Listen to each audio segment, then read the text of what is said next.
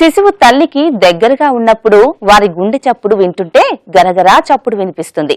ఇది విని సహజంగానే ఆందోళన చెందుతారు తల్లులు. ఇలా ఎందువల్ల జరుగుతుంది? హార్ట్ మర్మర్ గా చెప్పుకునే ఈ కండిషన్ గురించి మరిన్ని వివరాలు ఇప్పుడు చూద్దాం. ఎప్పుడైనా సరే గుండె అనే పదం డయాగ్నోసిస్ లో భాగంగా వినిపిస్తే మాత్రం ఎవరి గుండెల్లోనైనా రైళ్లు పరిగెత్తాల్సిందే. గుండెకు ఉండే ప్రాముఖ్యత లాంటిది. చంటి పిల్లల్లో ముఖ్యంగా 3-4 నెలల బేబీస్ లో హార్ట్ మర్మర్ అనే కండిషన్ ఉంది అని పీడియాట్రిక్ నిపుణులు చెప్తే ఆ తల్లి తండ్రి ఆందోళన అంతా ఇంత కాదు.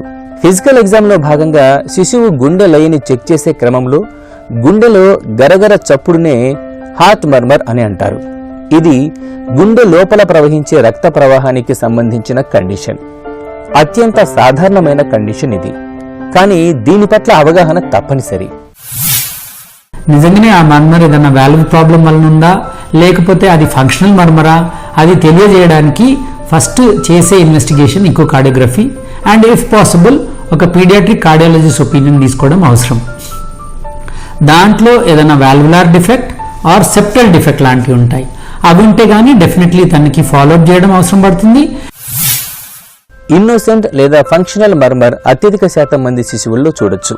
ఎటువంటి హాని చేయని కండిషన్ ఇది. అంతేకాదు ఎటువంటి ట్రీట్మెంట్ లేకుండా, మందులు లేకుండా తనంతట తానుగా సర్దుకునే కండిషన్ కూడా.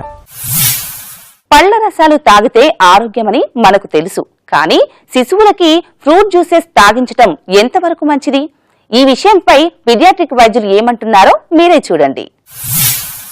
యాజ్ పీడియాట్రిషియన్స్ జనరల్గా మేము రికమెండ్ చేసేది ఎక్స్క్లూజివ్ బ్రెస్ట్ ఫీడింగ్. అంటే ఎక్స్క్లూజివ్ బ్రెస్ట్ ఫీడింగ్ అంటే తల్లి పాలకు తప్ప ఇంక ఎటువంటి ఆహారం కూడా బేబీకి ఇవ్వకూడదు. ఫస్ట్ 6 మంత్స్ అంటే 6 మంత్స్ నిండే అంతవరకు మంచినీళ్ళు కూడా ఇవ్వాల్సిన అవసరం లేదు. ఎందుకంటే తల్లి పాలలోనే మీరు చూసారంటే 80%, 75 నుండి 80% వరకు మీకు వాటర్ కంటెంటే ఉంటుంది. అండ్ మిగతా ప్రోటీన్, ఫ్యాట్ రిక్వైర్మెంట్. సో బేబీకి ఎటువంటి ఆహారం అవసరమో ఫస్ట్ 6 మంత్స్ వరకు అది కంప్లీట్గా తల్లిపాలు ద్వారా వాళ్ళు అక్వైర్ చేసే ఛాన్సెస్ ఉన్నాయి. సో ఇటువంటి నేపథ్యంలో మనము బయటి ఆహారం కానివ్వండి, ఫ్రూట్ జ్యూసెస్ లేదా గ్రైప్ వాటర్ లేదా సింపుల్ ప్లెయిన్ వాటర్ కూడా ఇవ్వాల్సిన అవసరం లేదు. జీవనరేఖ చైల్డ్ కేర్ లో ఈ రోజు చూసిన అంశాలను ఒక్కసారి క్లుప్తంగా గుర్తు చేసుకుందాం. పుట్టగానే శిశువు ఆరోగ్యంగా ఉన్నదా లేదా అని చూస్తారు ఏ పేరెంట్ అయినా కూడా. పుట్టినప్పుడు కొందరు నార్మల్ వెయిట్ తో పుడితే మరికొందరు కాస్త చెబ్బీగా ఉంటారు. ఇక కొందరు అండర్ వెయిట్ లో కూడా పుట్టడం చూస్తాం. ప్రత్యేకించి ప్రీటర్మ్ బేబీస్. శిశువు ఎదుగుదల సాధారణంగా బాడీ వెయిట్ ఒక్క అంశం మీదనే కాకుండా వేర్వేరు మైల్ స్టోన్స్ ని వారు అచీవ్ చేయటం మీద ఆధారపడి ఉంటుంది.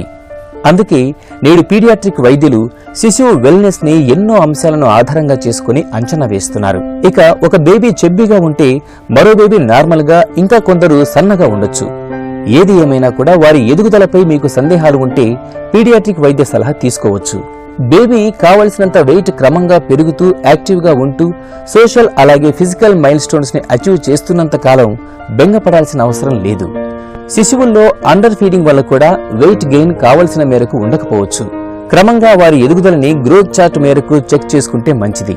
అలాగని అదే పనిగా రోజు చెక్ చేస్తూ టెన్షన్ పడాల్సిన అవసరం లేదు. వారి పోషణలో ఎలాంటి లోపం రాకుండా జాగ్రత్త పడితే మంచిది. గుండెలో గరగరా చప్పుడు సాధారణమైన సమస్య. దీని గురించి పెద్దగా వరి కానవసరం లేదు. ఇది గుండె రక్త సరఫరాలో చోటు చేసుకునే మార్పుల వల్ల కావచ్చు. అయినా కూడా సందేహాలు ఉంటే వైద్య సలహా తీసుకోవాలి.